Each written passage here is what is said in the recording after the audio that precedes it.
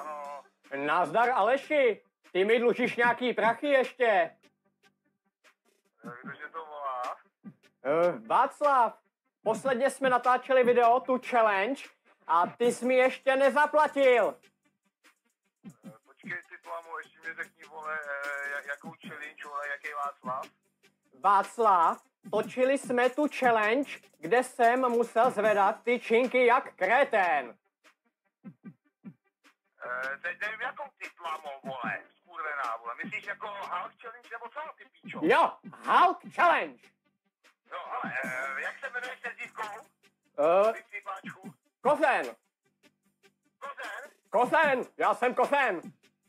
No, tak se si děláš prdel, ne, ty stanko zajebaná. Ty vole, mlč! Hele, zaplatíš mi to, ty čuráku.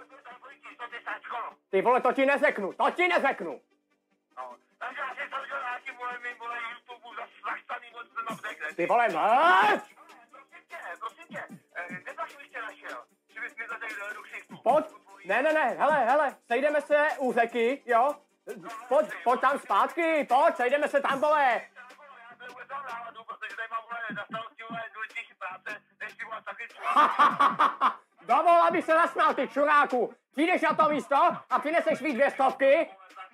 Já si tě zjistím, vole, do tvoje telefony. Jo, zjistí si ho. Ty vole, mlč!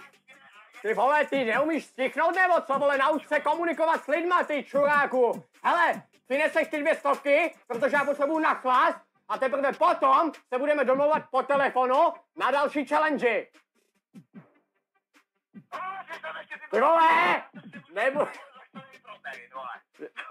Hele, jebu tě do ksichtu a do Plamy, nazdar, mrdej, ty šcanko zajebaná, nazdar. No tak nazdar.